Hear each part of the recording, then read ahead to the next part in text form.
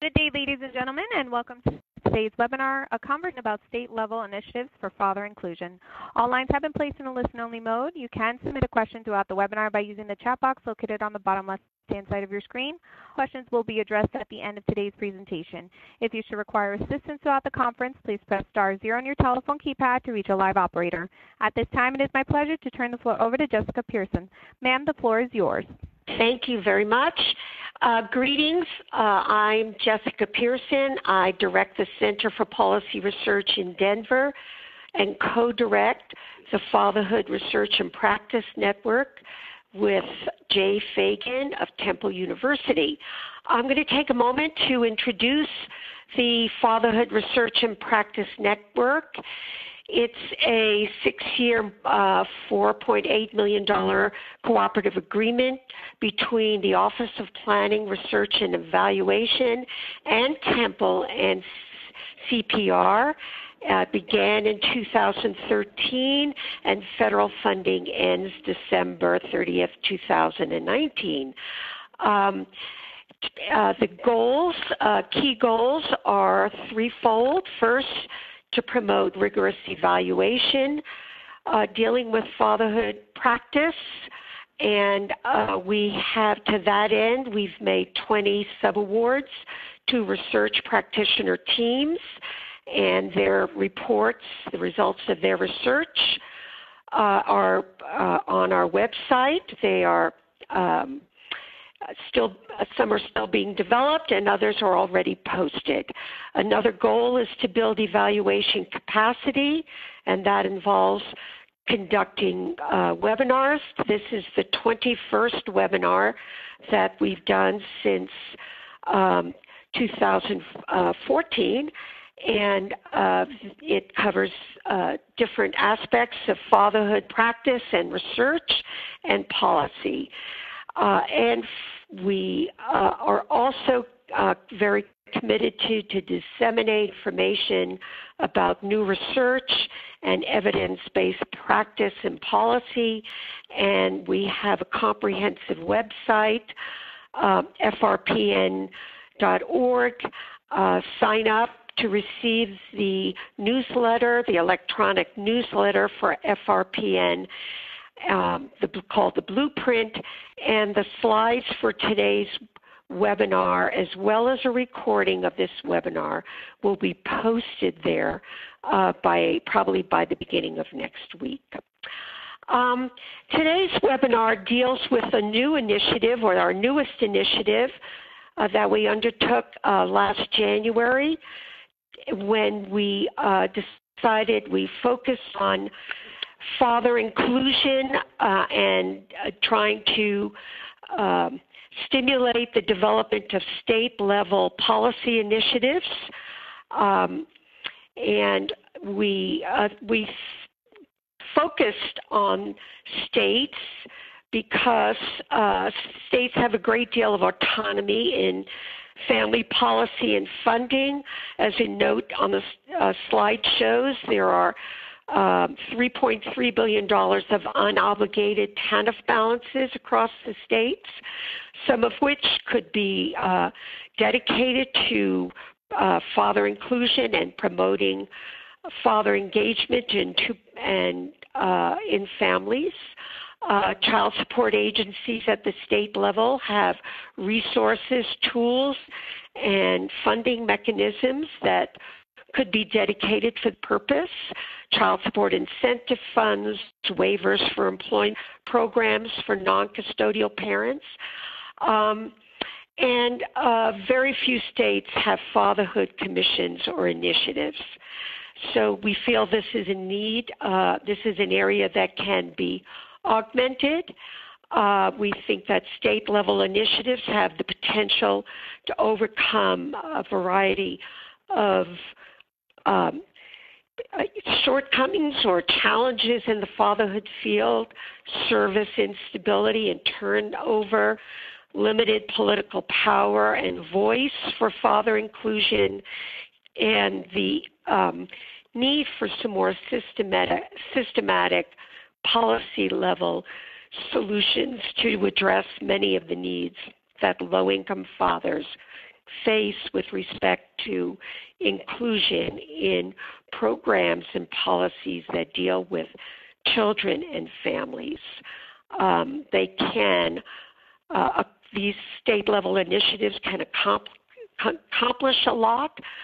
They can serve to coordinate across multiple human services agencies, improve outcomes for children, and yield returns on investment due to greater earning, avoided cost, and payment of taxes.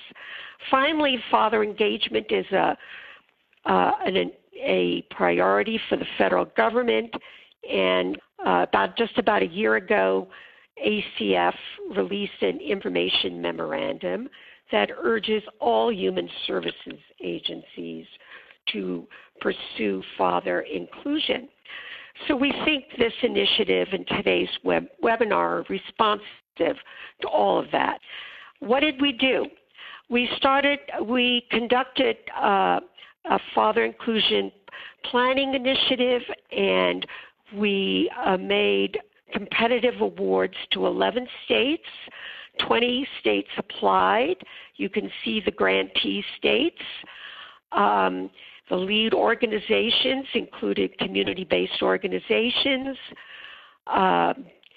universities, a state agency, and one fatherhood organization. We required that applicants have established a diverse planning team that included the state child support director and a fatherhood researcher and other multi-agency participants. We conducted check-in calls with each planning team over this approximately a 9 or 10-month initiative.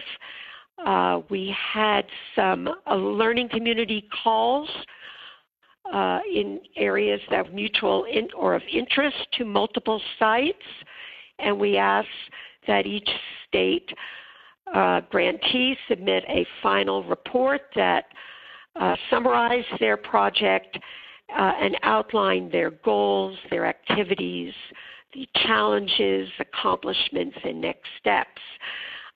We awarded the grand total sum of $10,000 to each state, but it was flexible. They could really use the money for whatever they needed to help move their initiative, and we tried to be as supportive and as possible and provide serve as a field catalyst to offer expertise, keep the sites on track, provide research, etc. Here are the recipients of the state planning mini-grants. And now it's my pleasure to introduce a couple of the planning site leaders of the initiatives in their respective states. Frankly, we could have had all 11 on, or any one of the 11, and you would have had a good show and heard interesting material that you can use to for replication in your own state. Joining us today is Rich Tolman, who's a professor of social work at the University of Michigan and led the initiative in Michigan. Ann Stone, who directs Washington State's Frontiers of Innovation in their Department of Social and Human Services. Richard Barr, who's with the South Carolina Center for Fathers and Families and directed the initiative in that state. And David Cozart, who's the director of the Lexington Leadership Foundation. So remember their pictures because they're not going to be on your screen. Instead, we're going to flash on to what they did and some questions we have about what the different sites have done. The first topic we're going to discuss are sort of the goals of the initiative, and we're going to have each panelist talk very briefly. We're going to kind of skip pretty quickly so that we can get to your questions at the end, but to ask them about why they chose the goals they did, sort of the key goals that they did choose. You can see it involves establishing a commission, working on funding, trying to engage fathers, trying to collect data, trying to get support at high levels. And we had multiple sites choosing, identifying these as key goals. And I'm going to go in alphabetical order and then vary the order as we go along. But now let's start with David in Kentucky and ask why was creating a multi-agency partnership a priority for Kentucky? Good afternoon. Thank you for the question, and thank you for your leadership, Jessica, and others that are on the call. It is a tenet that we work from all the time, that we need to have diversity in the room, diversity from in any number of ways. And certainly a multi-agency partnership, we chose to use that approach because, first of all, we know it to be effective. We know that we need a trans-sector or cross-sectors to address the work and to sustain the work, more importantly.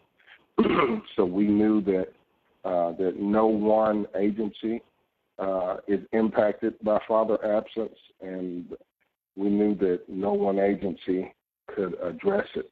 And so, I mean, I don't want to state the obvious, but that multi-agency approach for us was critical, so we could not only raise awareness across agencies and across different areas of the service system, but also to sustain the work moving ahead.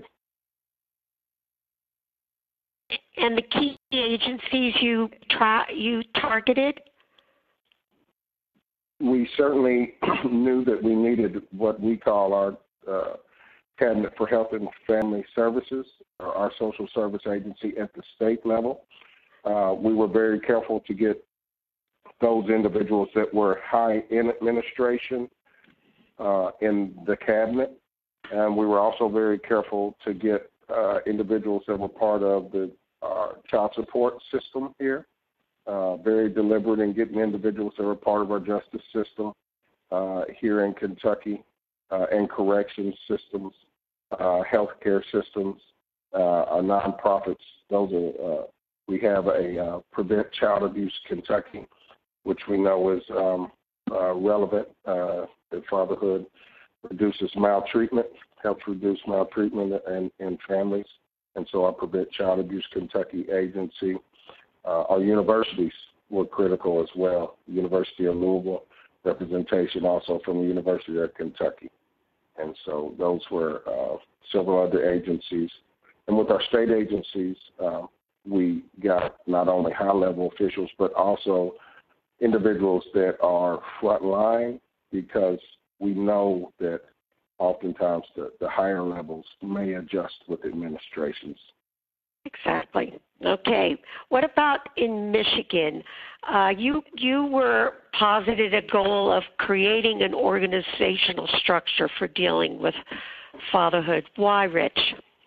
Yeah, well, a few reasons. One, just in our initial efforts to pull together the grant to FRPN, it was clear that there wasn't like a go-to central group coordinating the fatherhood work in the state. And so there's been a lot of really positive efforts in the past to bring people together, to have summits, to try to create networks, but nothing sustainable has been in place in Michigan. So it seemed at the outset it was clear that that was one of the things that would be a really important goal. And in the course of beginning this work, we continue to discover centers of really high energy and coordination in parts of the state, and things that we recognized that we hadn't been aware of even before. So in the course of working on this, we've rediscovered how great of a need there is to have some kind of central organizing structure in the state to bring together all sources of energy, increase the coordination and increase the synergy of people working together and having some voice on and in gathering resources and in sharing best practices and those kinds of things for the whole state.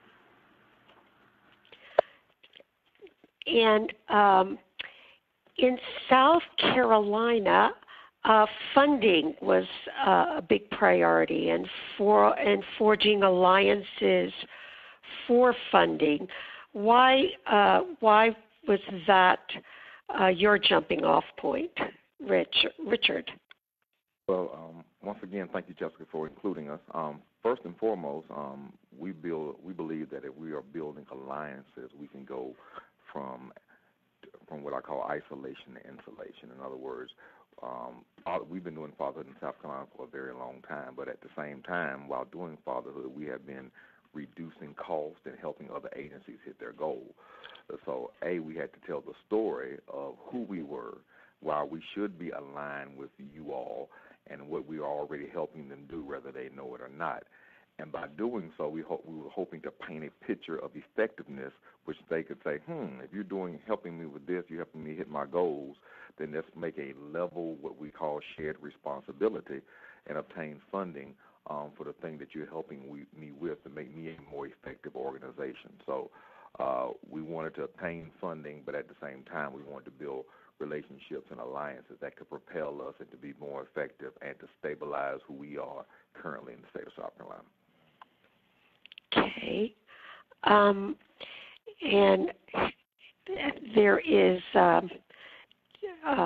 okay, but South Carolina all has a kind of a mix or a enviable mixture of funding sources, right? We do have a cocktail of funding sources, everything from state to federal, to local foundations and individual donors. So we do have a cocktail, but we have one primary source in the state, and we wanted to go from that primary source and helping them offload some of that responsibility to making it a multiple agency support stream instead of one direct primarily. Okay. And Washington you were pretty fixated on collecting data on father experience. Why was that so important for you? Good morning, or I guess it's good afternoon for the other half of the country. Right. We too appreciate being part of this cohort because we probably are one of the babies in terms of evolution toward a robust council. Our council was just born last November, but it came out of a summit the year before with about 140 attendees that represent a lot of the organizations that David outlined.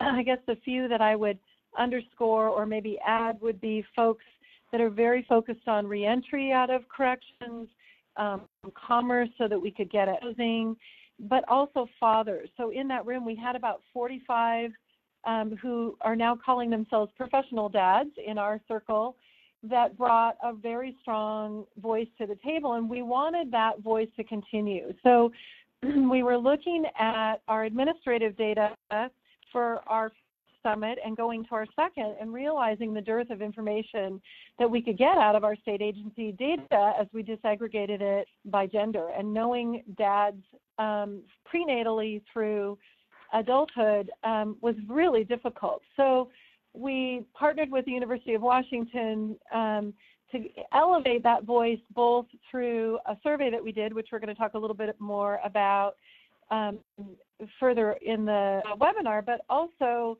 that we would bring that back into a room with a second summit. So it was finding more direct voice of fathers and then bringing it into a conversation that would refine our priorities for our council for the following year. I think our North Star has always been, from the beginning of this conversation a couple years ago around, as you said, Rich, a table to go to, was brain science, the science of early development, and whole families. So we always were addressing this issue from the perspective of not moms versus dads, but families, and the ultimate goal of health and well-being of our children.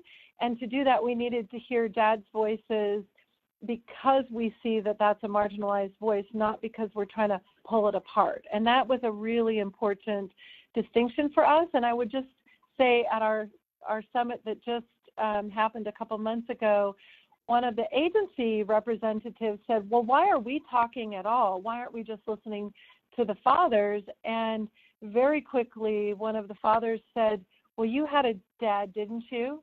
And so we all have a fatherhood story in our lives and potentially in our professional lives that we bring into the room in our conversations.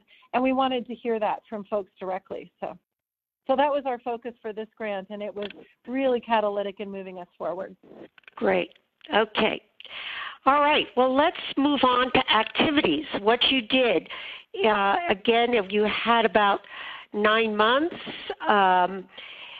to birth this project and on your sites, and the activities across the 8 states range from interviews and focus groups and surveys with fathers, more intensive work on multi-agency coalition building, some real strategic planning efforts and state policy reviews, conducting fatherhood summits and conferences, working on engaging legislators, educating them, kind of cultivating legislative and high-level champions, and planning and funding a permanent statewide commission.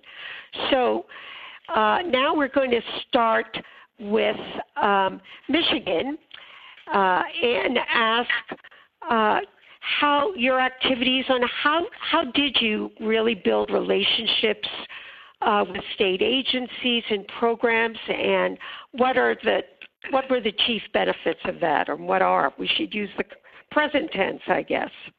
Yeah. Thanks, Jessica. I just want to say also that the grant was so key in synergizing the efforts that we're making in the state, and starting with the conceptualization of the grant, which at least sort of mandated that one of the players be the leader in child support state, and that's really where our efforts to build relationships started and grew from the development of the grant and then the beginning steps of the process, because it was tightly wound with the 4D director in the state being an active and supportive presence in conceptualizing the work that we were going to do and staying involved in it. And then bringing in, and then in the formulation of our advisory group for the grant, we tried to bring in some key folks from in different structural roles around the state, but importantly including Amy Lindholm, who's on the call. I believe she's listening in somewhere, but shout out to her from the state court administrative offices, because Michigan is the work that's being done in child support through the courts is decentralized county by county in the state of Michigan. So to have an impact and to begin to work through that, it's really important to be in touch with that agency and the state court administrative offices, and in Amy's role working on the friend of the court issues, that gave us a really important link into what kind of information and data and initiatives were happening at the friend of the court level. So that was a key partnership that needed to be built and needs to be sustained throughout. We also, I'll just mention one other thing so as not to take too much time. But another key partnership is with, again, built into sort of the conceptualization from FRPN to think about the use of TANF funds to support father programs. And we have a representative from the Department of Health and Human Services in Michigan who works on the TANF side of things and has been really instrumental in helping us understand that process and think about the ways in which we could begin to advocate for the use of those TANF funds towards fatherhood programming. So this is all in process, but we have gathered some of the key players to have an impact, especially in that arena. Super. You've got a lot of pieces in play. Now, Richard, in South Carolina, you followed a pretty deliberative path to building relationships with state agencies. You want to tell us about that? Yes, ma'am. We really started out with, first of all, understanding our state culture as it relates to state agencies. One thing that's kind of sad to say that a lot of the attrition rate in South Carolina state agencies are around 30%. And so the question is, who stays and who are the influencers? So the people that normally fall off are people who just started, lower end, and the people at the very top because they often are hit by political winds, governors and placements and all those type things. But the people who spend most of their time at state agencies is really the middle. Those are the people who are middle management. They're able to move up, and they are the people that have the major influence. So I know a lot of times when you do a grant, first thing people try to get in touch with the person at the very top. Right. But oftentimes the person at the very top has either so much going on or they're still trying to figure out their own job that you only can really get their attention if you're on their top list. So what we did, we went to the second level of the people who could influence the people at the top, the people in the middle, and then we built out and let them go get those people. And honestly, I would say it worked because by the time later on we really got to the legislative side of some of the things that we did this year, particularly with the governor, some of the people who we had worked with showed up at their meeting and they were able to actually bring their directors in the room. So the effect we actually got was hoped for. Some people may call it slightly risky, but we felt that it was a strategy that could really help us, help our structure, and then hopefully we can build it into statewide systems. And you've got even more deliberative after you targeted the right people. You actually went out and did some visits, right? Yeah, we did about 13 agencies really sign on. Out of those 13 agencies, we've done 12 visits where we really wanted to get to learn more about them. I don't care what you do. In this business, you can't always say what you need. You also got to say who you are, what do you need, and how can we serve you. So we really wanted to get to know our partners, and the higher the level of engagement, the likely for long-term relationships and sustainability. So that's something that we've not given up. We are still, although we are to the end of the funding, we probably just getting wrapped up. We got another meeting December 13th if you want to come. And we're going to roll over into next year because one thing that we actually underestimated, we figured if we start, the group would get smaller and smaller and smaller. It actually started to grow. So we found some people who we did not have on our early target list who wanted to be involved. And then when we started to have our meetings, people in our meetings were like, what about this person? Y'all ought to get in touch with them. You need to think about them. They belong room. So instead of it actually shrinking, it actually grew, and I think that's a healthy thing because the more we can get the message out, the more we can build relationships, the longer we can build for long-term impact and sustainability. Great. I think you were going to tell us a little bit about how you actually did collect information on impacted fathers and a little bit about what you learned from that. Yeah, so when we did our first summit and saw the incredible engagement and passion from our professional dads, we knew that was a critical part of the work moving forward. And it was a 2-day summit, and one of the days we had a state agency panel that was either secretary, assistant secretary level. So as you're saying, Richard, who are the folks that are high enough up they can lead up and lead out? And we had very public comments from them that they will stay at the table. Yes, we're in. And so what we wanted to do was gather more fatherhood voices that could bring to the table specific things that were system or policy opportunities for our state agency partners. And so when we launched the council, we still had a solid 10 to 12 fathers who wanted to stay engaged and help do the heavy lift of this group off the ground, and they are incredibly connected dads. So these are the fathers that are either doing very grassroots efforts around fatherhood connections, groups. They're in programs that have those connections. Many of them have really large social media networks, blogs, and lists that are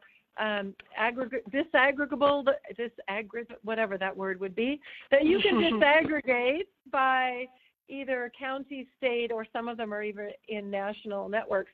So we said this is dad-to-dad outreach, and that was incredibly important for us. The design was a researcher who has a lot of experience in doing consumer and father data collection, and she was really sensitive to working with the dads on the council to create the questions in such a way that they would be father-friendly. And then we did it all through social media connections. So we did outreach through people's email groups, blog groups, Facebook posts, through moms. Many of our dads said the way they find information is through moms. So we wanted to make sure that the respondent was a father, but that we were inclusive of families. And it was wonderful to see the quick response. We only had it open for several weeks by the time the timing crunch hit. And we still had over 400 respondents, which was great. We also had an incredible geographic spread. So in a state that's huge. I think Michigan, you guys are a little bigger, but to drive all the way across this state takes all day. And so you need geographic and SES, race and ethnicity kinds of diversity, because that's one of the big barriers to accessing resources. We also wanted this to run through a filter of early attachment, bonding, and sort of birth to three, so that we could pay attention to the magic moment of birth. We have a high parental acknowledgement in this state. We do a good job of finding dads in situations where it's a non-marital birth and potentially a non-residential father, but we do very little to follow up and hold that father and support his engagement with the family if it's not a formed family. So our goal was to disaggregate the data not just fatherhood in general, but for fathers with young children, what was your experience? What did you need? What did you not get? And what would you have wanted? So we were very pleased, and all the way through the process, we've been talking in future tense about, and when we do this next time and next year, and we're going to frame it.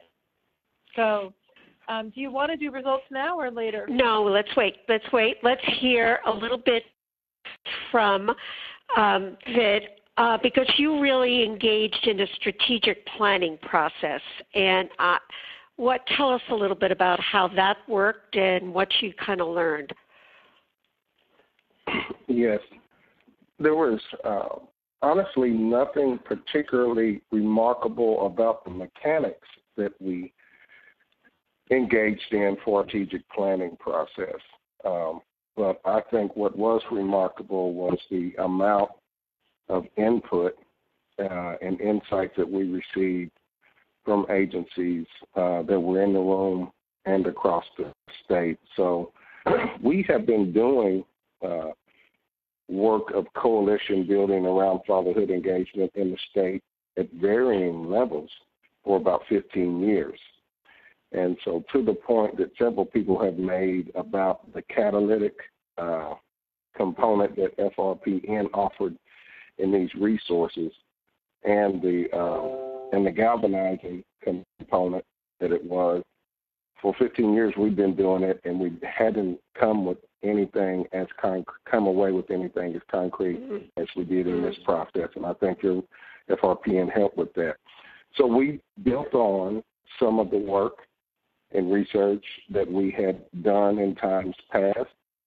We actually had a small symposium in 2017 from which we brought away some points that needed to be in a strategic plan. So we started with that good work, but we added to it greatly by focus groups with agency providers in certain parts of the state, hearing from some fathers that were in some of the programs.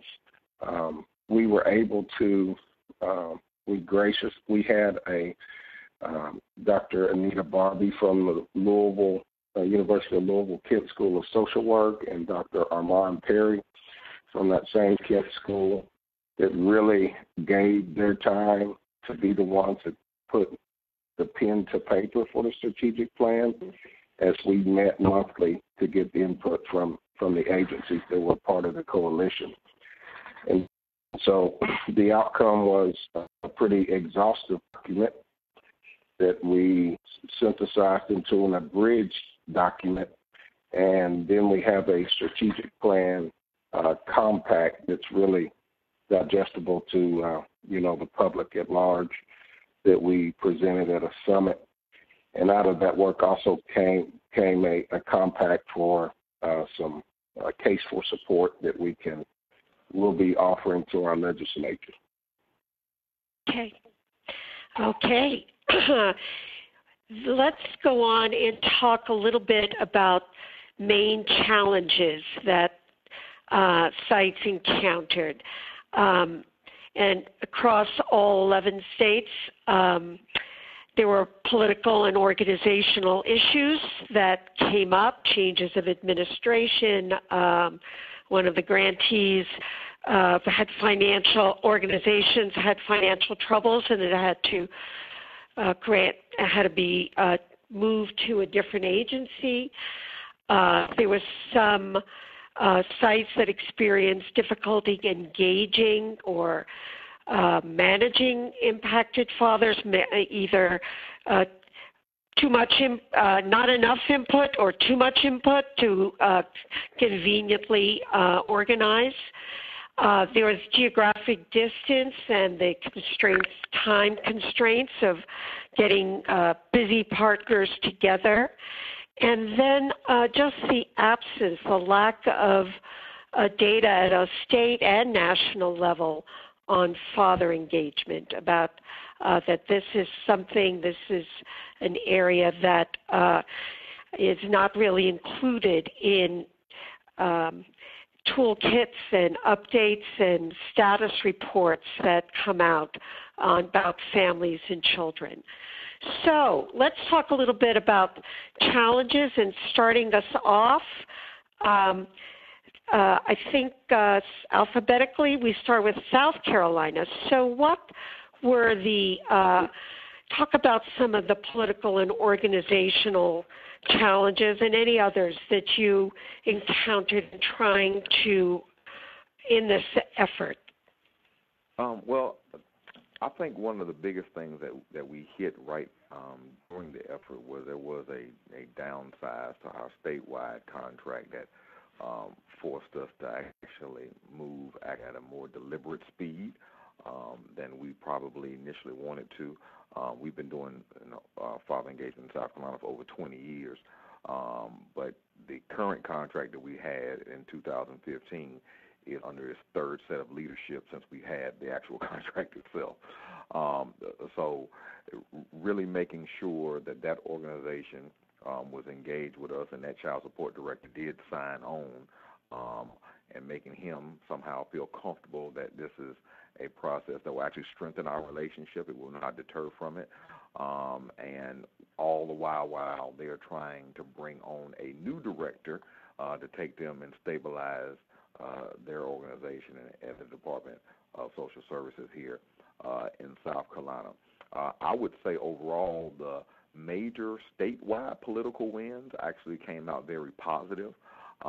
We've met with the governor in his office pretty much 3 times, in the past, 6 to 8 weeks, which has never happened. Wow. So I think the urgency about us putting our foot on the gas, and even starting, as you know, Jessica, starting on the State House steps way back in February, and getting the coach from the University of South Carolina to actually keynote our impact address. That's really what it was. It was a press conference about our impact spoke, and when you get somebody like him who does not necessarily look political or not necessarily look fatherhood, but he's somebody people can get behind in general as a figure, people sometimes lean in a little bit more, and we were able to double down on that effort, and I think it got us into a few influential places of people who would have not normally paid us attention, but I think their ear leaned towards. So, paradoxically, it was losing a portion of a big contract that kind of galvanized you and turned out pushed you to go at a faster rate that maybe got you closer towards your goal of diversifying funding and getting to power. Yeah, and I mean it was part of the governor's push to bring his cabinet agencies into the room and said, how can we sustain this, because we've seen the level of impact and the return on investment it has actually had on the state itself. So I saw your initial slide. I can almost tell you that South Carolina is not one of those states with that surplus. They're not in the 33. Right. So, right. There are 33 states that have enough surplus, and the rest don't. So, and there's a federal report that tells you. You can see it right on the table. Okay, that's all right. What about Washington? What kind of challenges in general did you encounter in doing this initiative, and what can other states learn from your experience? So, Jessica, I think the main thing that we would focus on is this evolving, emerging leadership structure, and how do you manage the process around fatherhood engagement when you have a really high level of folks that want to be involved in lots of different ways, and you're still building the plane. You don't really have an easy way for people to plug in, and yet you can't lose them. So we've talked to other states and thought about structure for Washington. We are probably not headed toward seeking legislative or executive authority. We probably are headed more toward a memorandum of understanding that brings partners together, but forever there will be a large percentage, and at this point it's about a third of the council that will be fathers, because that is a high value in Washington to have a consumer voice at the table. So that creates some challenges, and one of our biggest hurdles is we sit inside a state agency, and yet we are a coalition of organizations that is not a legal entity and cannot advocate. We can educate our council members, which we are about to do. We're going to do an advocacy speakers bureau training coming up this winter to support folks to have a stronger voice. But as a council, we can't take that on. So how do we use this as catalytic leadership, and what does the structure look like that we have people at a high enough level that we can have impact without creating statutory authority that brings people to the table maybe because this is now a part of their job description but not necessarily a passion. There's a real dynamic tension around that in our state. And we have very little dedicated resources to this, but my position and the coordinator that works with me are both TANF dollar MOE investments made by our Assistant Secretary, because there is a really strong understanding of the connection between the fatherhood inclusion agenda and anti-poverty, and long-time health and wellness. So we have good engagement from our state agencies, even in terms of funding alignment, but what we need to do now is step over the threshold around what does it look like to create a council that has enough teeth and passion. And so we're looking for ways to create local coalitions to build kind of a farm team that provides more engagement for dads at the local level that can feed up into the state level. And we can talk more about that at the end when you talk about sort of wins and next steps. Next steps, great. Okay. What about Kentucky? What kind of constraints and challenges did you wrestle over the past 10 months? So in reference to time and sort of the chronology of things, the constraint was actually an asset of us. You will know that most people have plenty to do. And right. so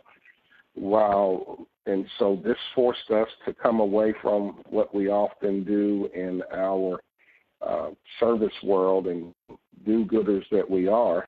We speak kind of theoretically and ethereal often. The time constraint forced us to put a goal at the back end of the process and reverse engineer from that with some very concrete steps.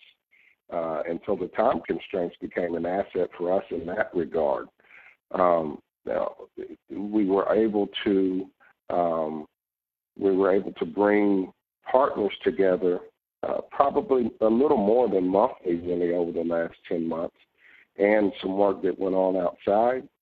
But Kentucky has 122 counties, and someone else referenced we have 120 child support enforcement agencies in our state.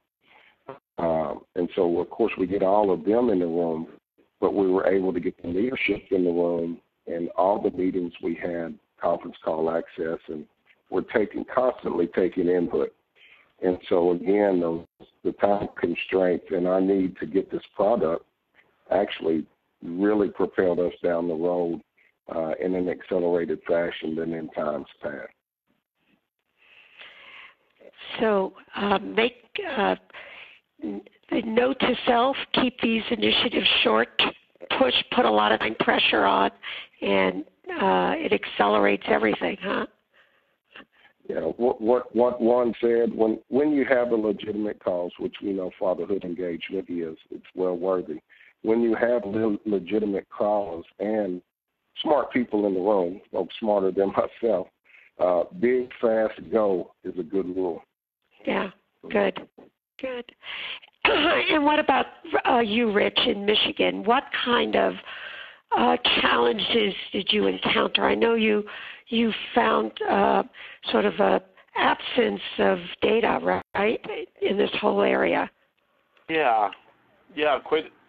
I just also wanted to say, like all the experiences we've had on this grant journey, this call proves to be one more energizing and informative conversation, learning so much from the other presenters and resonating with so many of the things that they're saying about the experiences in their state. So really appreciative of that.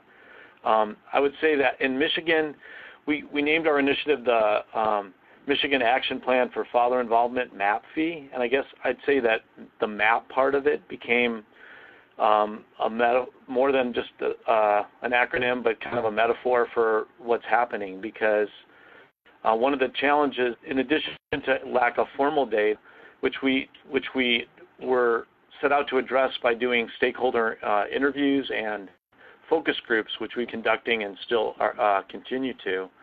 One of the things that became really clear was, what I mentioned before, there were these incredible centers of energy. I guess I'll use the metaphor of a whirlpool, where there's an identifiable presence of all this energy, but maybe it's not disconnected from the river, but it sort of has its own identifiable center. And recognizing that we have all these centers of energy around the state that weren't quite aware of each other or even mapped out together. No one has the bigger picture. So one of the activities we ended up that we didn't foresee at the start of the project but became a big part of our efforts was to do a statewide survey of fatherhood practitioners and providers so we could try to enumerate all that was going on in the state and push that out as something that other people could have the information on so they could get better connected, but also so we could better understand the way that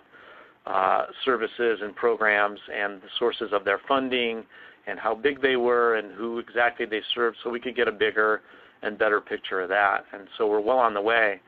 And again, just the discovery process, somehow our survey jumped in the last week and a half from about 70 to about 140 respondents, and we're not sure where those.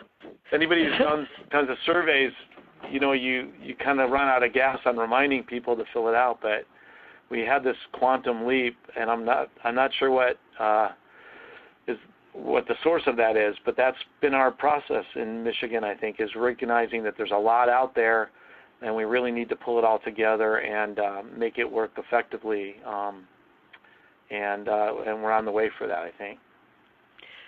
Okay, great. Let's move on to accomplishments, and this is your chance. You'll hear what these for kind of look at as some of their greatest accomplishments to date across the 11 sites, the knowledge, creating information databases and data collection tools, developing multi-agency coalitions, strategic plans, press coverage, actually conducting large-scale fatherhood conferences. So for achievements, let's start with Washington and talk about your Fatherhood Summit, or whatever really you want to talk about in terms of just whatever achievement or accomplishment so far that you're feeling good about and want to share. Absolutely. We feel good about the whole year for us, although I guess it was technically 9 months. But clearly the culmination for us was bringing our survey of fatherhood voices into the summit. And thank you, Rich, for sharing your title. We were calling this effort Transforming Systems Through Fatherhood Voices, and we focused we focused across the age continuum, but we focused very specifically on early childhood in our keynote address, which was Dr. Craig Garfield from Northwestern, who really focused us on that magic moment of birth when we know 80 to 90% of fathers are present either prenatally or at the birth, and that's a time for engagement and a time for support to fathers. So when we did our survey, what we heard from dads was the top 5 for them were parenting time agreements and how they spend time with their children. No service available for fathers, which of course is not true, but the perception is we can hear from the providers about what they're doing, but we heard from the fathers we don't know about it and we can't connect to it. So we really wanted to hear that perspective as well. Social stigmas about fatherhood, issues related to child support and self-sufficiency. So we took those top 5 into our conversation to move forward, but what we heard from the dads were incredibly poignant, powerful, qualitative data where Dr. Schindler collected quotes on each one of these. And I just want to share a couple of them because it really underscores why fatherhood voices are essential. When we talked about parenting time, one of the dads says, I want to be recognized that I have an equal right to parent my own child and that we need to allow fatherhood to be an admirable position in the family. So that's a pretty powerful statement that we don't value that. We see dad as a paycheck for a family or a contribution through child support, but oftentimes very late to the game to see dad as a resource as the parent. And we heard those quotes throughout the survey and in our respondents.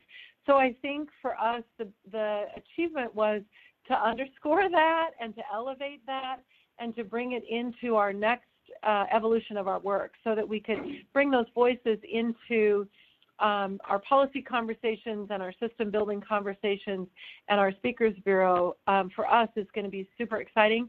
I would say the other piece which we're really proud of and looking forward to rolling out at the summit, we were inspired by the National Fatherhood Clearinghouse to collect video. So we did interviews of 10 dads that offered to share their story. We had a very generous gift of a PhD candidate who did this as his research and collected these stories, and we now have folks pro bono editing. So this is shoestring. It won't be as beautiful as the National Ad Council, but how powerful for us to be able to have those stories in a way that we can share virtually if we can't get dads in the room. So we're super excited about that as well. And we're looking forward to next year's summit and next year's survey. So I think there's a energy begetting energy theme here that this really catalyzed, that it wasn't just a one-shot deal. We will have this count as long as we have our partners, but we will have fathers at the table as a central part of it. And that was really enhanced by this resource and this process. Super. David, what are you proud about in Kentucky about what happened over the past 9 months? Yeah, a lot. Mainly just a great group of people that we were able to assemble. This exercise was marvelous in that regard. But the tactile things, the animate things that we were able to come away with, again, we've been doing the work, teaming around the work for a bit, some folks doing some programming, but we never had this synthesized effort. And the strategic plan that came out of that, which, by the way, is an implementation plan. And so there are components of the strategic plan that include many of the things that folks have done on this call that they've mentioned or are seeking to do. All of that is in the strategic plan, and we feel like we have that roadmap and we can tell people with some constitution that these are the things that we need to do in reference to fatherhood.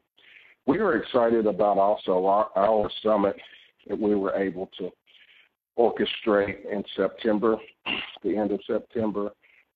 It was a breakneck turnaround, but we were really the first time we've done a summit at this scope and scale.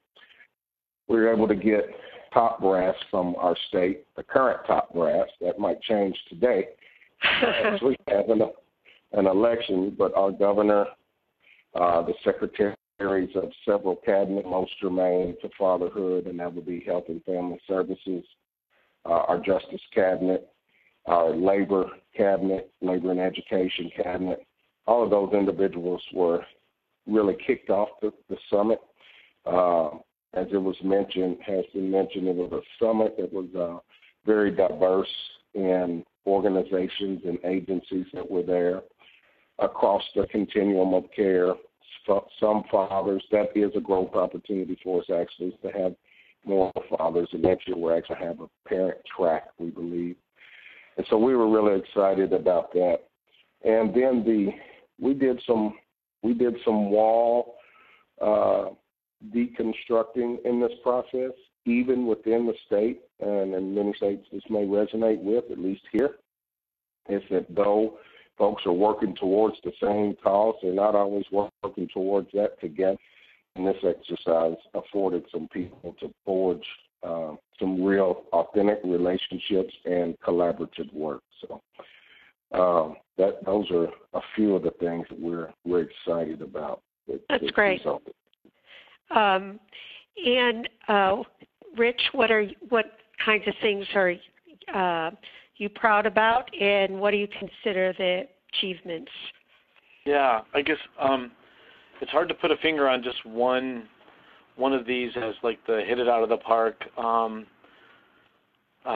achievement. I guess I think that we move forward on multiple fronts, and in terms of gathering increased data, which is something we set out to do with our stakeholder interviews, our focus groups, and our practitioner survey.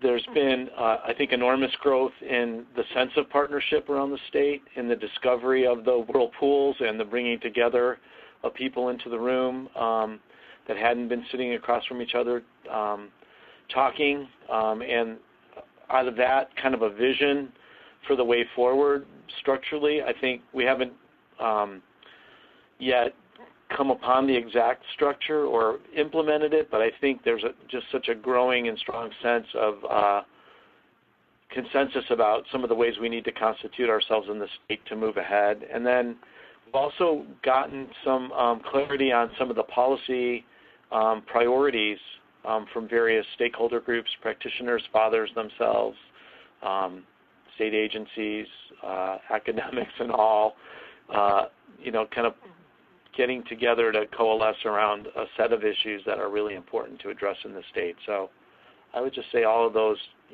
some progress in all those realms feels really satisfying. Great. Is there are there one or two policy issues that kind of top the list at this point, or is that still being determined? Yeah, well, I guess I'll just say one thing. We haven't yet held a statewide summit, though that's kind of on target for what these ongoing structures could help to sustain. But we did have a really successful policy summit meeting, gathering the folks in the Wayne County area, in Michigan, the Detroit area, around visioning policy concerns, and the strong consensus in the room was that we really need some kind of fatherhood commission or fatherhood organization to be structured in that could help marshal resources towards fatherhood. So that was a clear winner and resonates well, elsewhere in the state as well. So there are some other really important issues, some of them contentious. I guess I could say, or not everyone has the same vision for how to resolve them, but greater access to shared parenting, whether that's in the form of shared parenting legislation or other kinds of initiatives, or just other strong programmatic support for people to be able to access services that can help them be effective co-parents and share parenting time fairly equitably in a way that recognizes fathers' contributions. I think that's another clear area of energy that's really been clarified. Great. And Richard, in South Carolina, what are your wins that you're feeling good about? Well, I think the main win, Jessica, is that people want to keep going. We kind of put a timeline out there, but when we got closer to the end of the time, we realized that honestly there was still a lot of good energy in the room. People still had ideas coming forth. They were still bringing in people, ideas, and resources. So I thought that was a major win, that people didn't want to say, okay, well, my time is up, thanks for inviting me. And one of the things I would say that we learned in this process is, there's no probability or sustainability in being the best kept secret. So the more we tell our story, the more our visibility can get to, I think, reach some of the places that we have. I know just in this year alone, from a social media standpoint, we're over 7,000, 8,000. When you look at new friends on social media platforms and things such as that.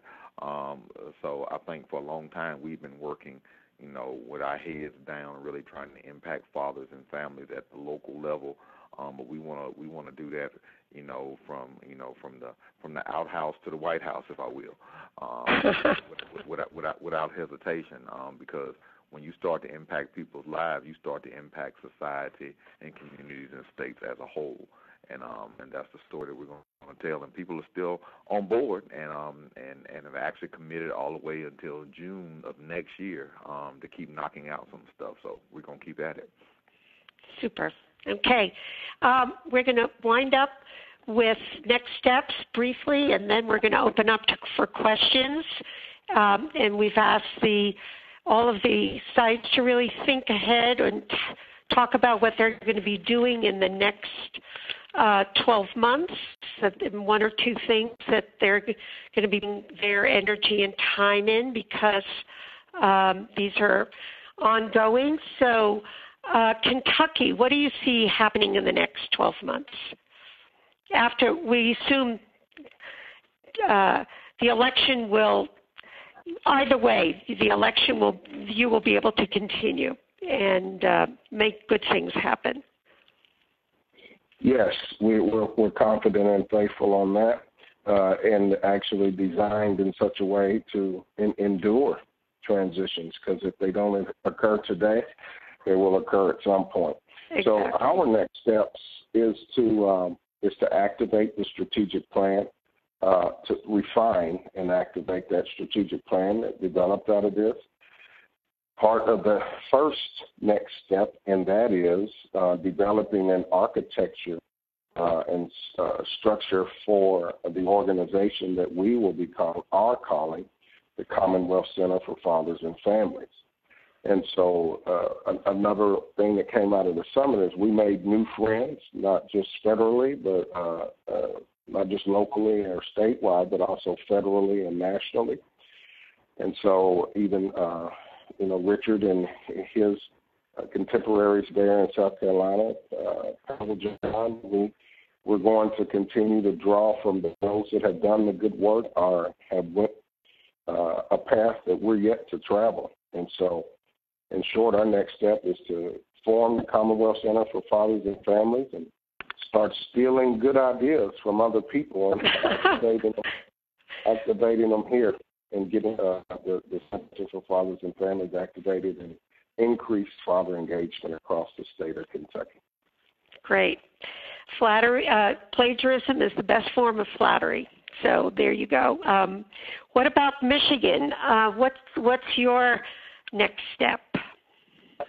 Yeah, I just wanted to echo that that plagiarism can be a strong form of flattery, and I've heard so many great ideas today that I'm planning on stealing, but I'll let each of you know which one we've taken. But I think one of the major next steps, we have a lot. As I said, we're kind of tying together a lot of streams of focus, and we need to continue to pull all of those together. But I would say clarifying our vision of what the structure is going to look like in Michigan. I think we're thinking that kind of about two possible ways to move forward, and maybe to do both. One might be something like a Fatherhood Commission, similar to the one that to Ohio's Fatherhood Commission, which is legislatively set up and marshals funds, state funds to support father programs. And another is the need for like a practitioner program network that can coalesce all the energy around the state that's happening and serve the programs and the practitioners in the state and the fathers themselves heavily involved in that, and maybe with a regional and local focus. I think that's one of the ideas that Washington was talking about. I heard you mention, Ann, that I think resonates really well with the way we've been talking about things in Michigan. So I would say working on that structure, clarifying it, and implementing it are our important next steps. Terrific. And South Carolina, what are you doing? What do you think your next steps are? First of all, we're going to take a moment to celebrate some of the things we have done next month. And then we've actually structured our statewide organization, people who have participated with us in pretty much 4 areas, and those areas in economics, health, education, and community support.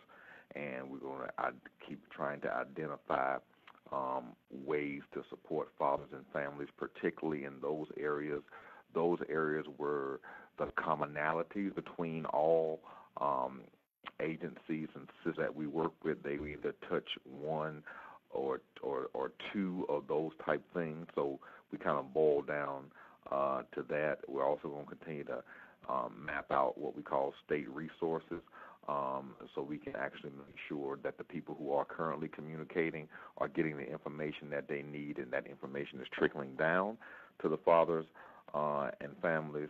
And we're going to do something the first quarter next year called Voices of the Father, where we're getting men who have been engaged at every engaged with one of the agencies, whether it be positively or negatively.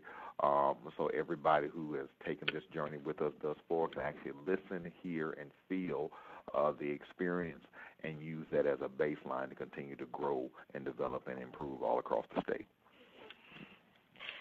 Ambitious agenda. And Ann, what do you see your next steps over the coming months? I think probably the launching of our Speakers Bureau, and at a time when we've got a short legislative session, is strategic in that we will have some folks on our council that will be able to begin educating elected officials during the interim, because we'll have the ability to both activate the content and have access to the policymakers. So that's a big goal for us. We need to sort through what our leadership structure looks like, and I don't mean the council. For the council, we have 2 co-champions that are professional fathers and 2 that are state agencies. So we actually have 4 leaders that lead our council. But what's the staffing? What's the structure? Do we do an MOU? Do we not?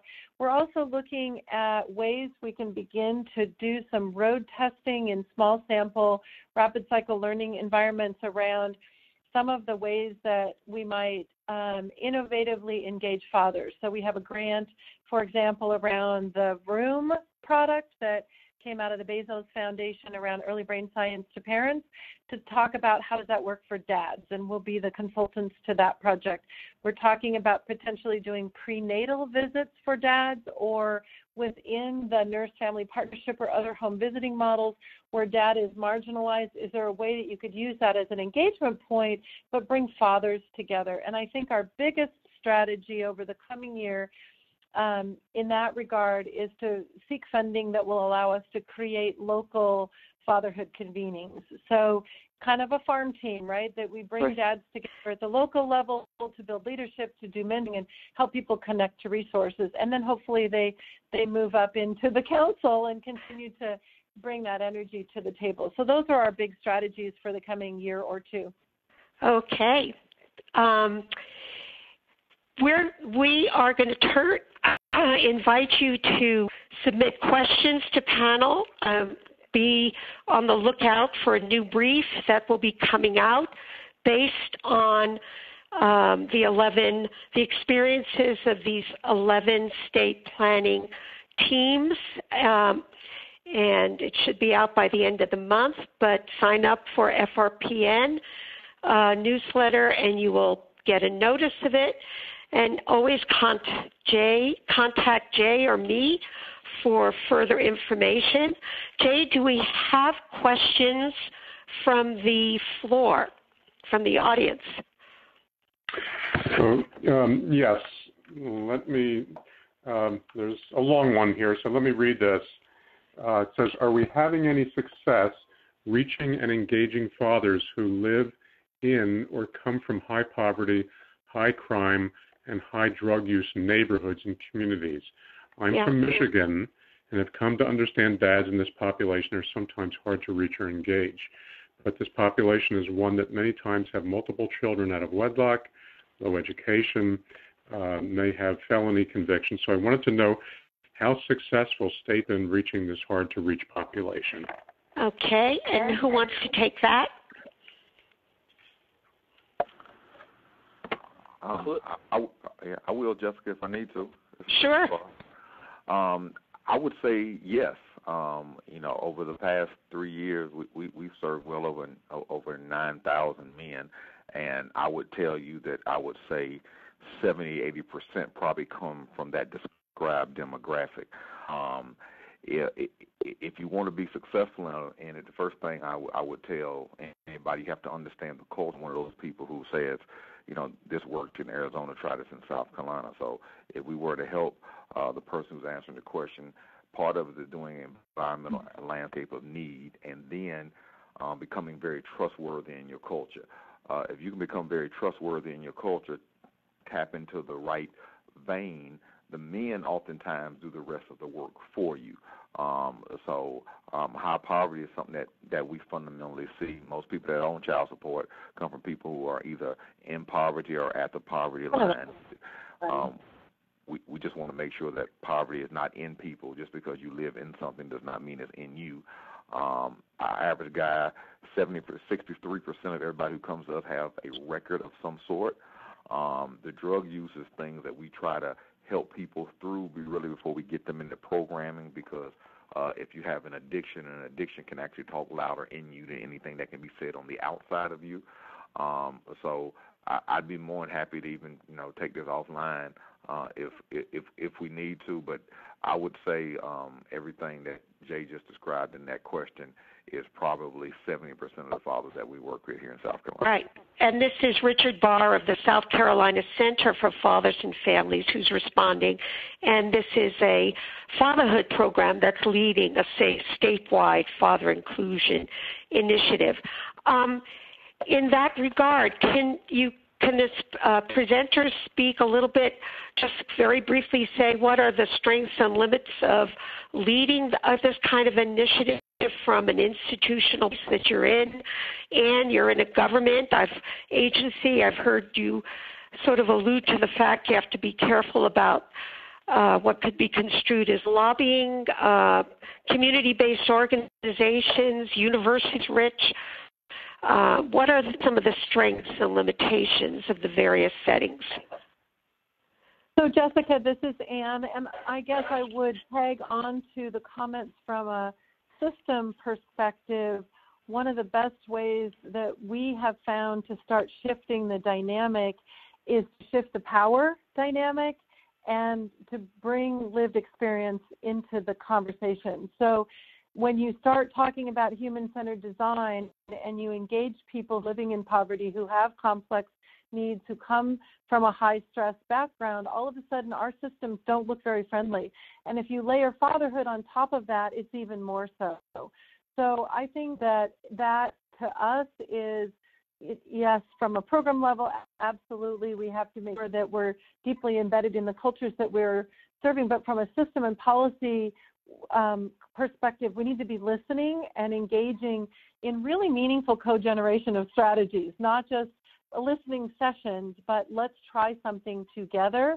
And I think that's one of the pluses of being inside state government, is that I have access to executive leadership across my coalition because I work 2 seats from the governor.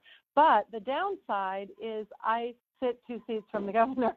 I can't do anything that isn't in the governor's budget. I can't do anything that isn't already in our regulatory environment without the work of all of those smart folks that are thinking about ways to create exceptions and push on those regulatory environments to fix them. So it always is the yin and the yang. Do you sit inside government, outside government? And I think the sweet spot is someplace in between. David, you wrestled with this, being inside government or outside government, and your initiative is in a community-based nonprofit. What kind of strengths does that afford and challenges? Well, just as our sister just said, that there are advantages to being outside. I have friends in government, but I don't like being inside it personally. And I think what we're finding, not only in Kentucky, I know that it's where we're going, but even broader and across the nation, that we understand that municipalities and institutional structures need community-based folks to help deliver the services a little closer to the issue, and those closer to the issue are often closer to the solution. Also, we're not only a nonprofit community-based organization, but we're also a faith-based nonprofit community organization, and there are a wealth of potential resources in the community of faith that we seek to activate appropriately and help build their capacity to help address issues with fathers and youth and families and homelessness and other things, help them to understand how they can address that while still adhering to the codes of ethics that are required for our friends that are in government. And so we've been able to develop that rapport and reputation with our local government, our state government, even our federal government as a faith-based organization that understands the appropriate way. So policies like Family First that is being activated here in Kentucky and other states, it's designed to help government and community-based organizations work together for collective impact for families and children and to impact the human condition that we're all trying to address. What about Rich, the university base? This is not what you usually, this is not typical university-style research activities, but how has the university been a plus or a challenge? Yeah, I think it's been a net plus in that, I mean, being situated in a school of social work, we of course are interested in real life issues and making a difference and change, not just in the academic benefits of the things that we spend our time on. So I feel have a strong strong go ahead in terms of our school, but also our universities really is concerned with community engagement and is really supportive of it. So I think, and we have an initiative which I hope will be one of the sources of ongoing support for these efforts.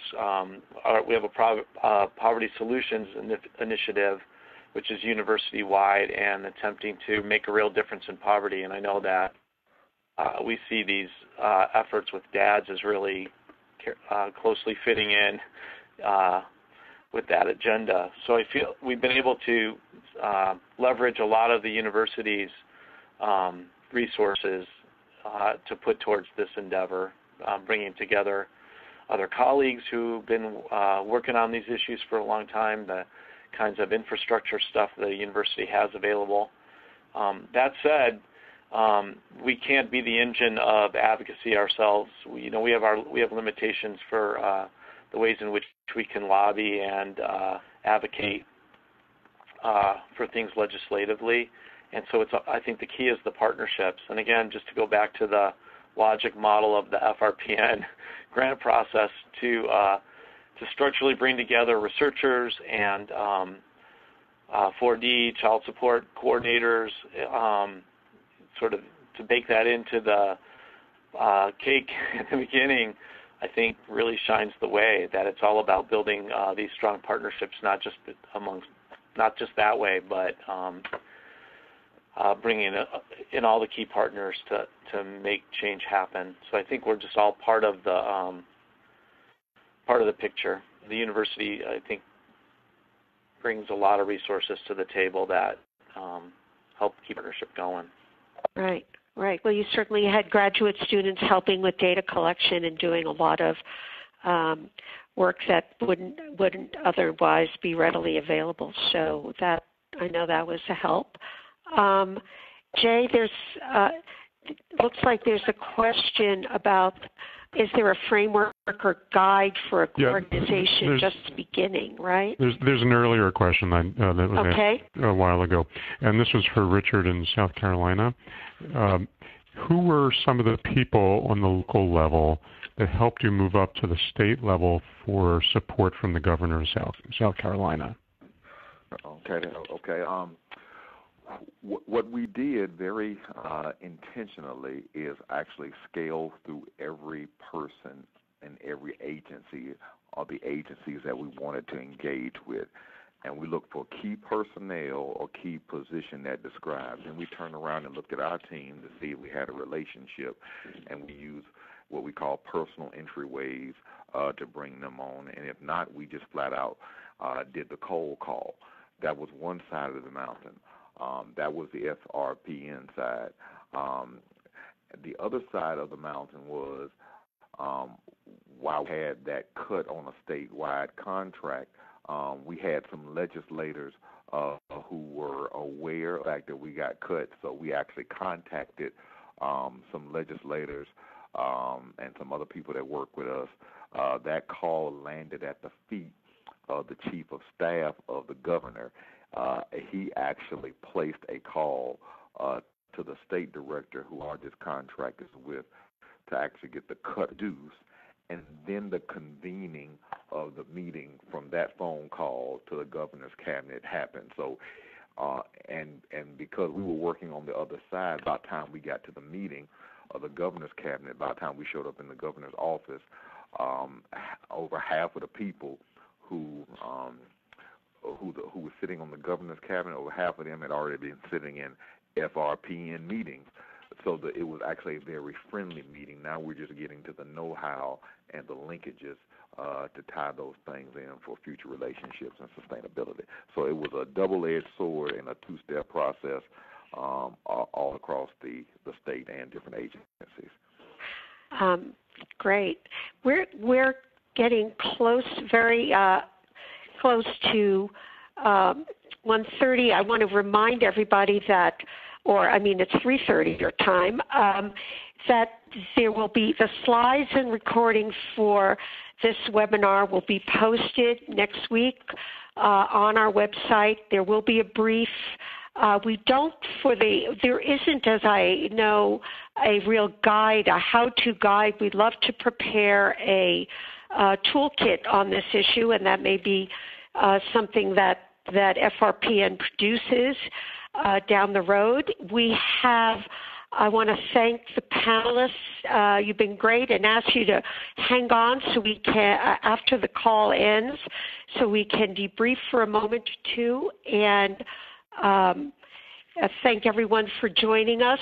Heads up, we're having another webinar on Tuesday, December 10th, to disseminate research results of studies that we've sponsored on policy, the fatherhood and policy in some important areas. I think you'll find it very, very interesting. So there'll be a blast going out on our newsletter next week so that you can get it on your calendar.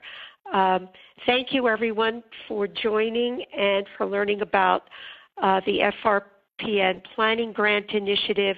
And speakers, please hang on for a few more minutes. Thank you. This does conclude today's webinar. We thank you for your participation. You may disconnect your lines at this time, and have a great day.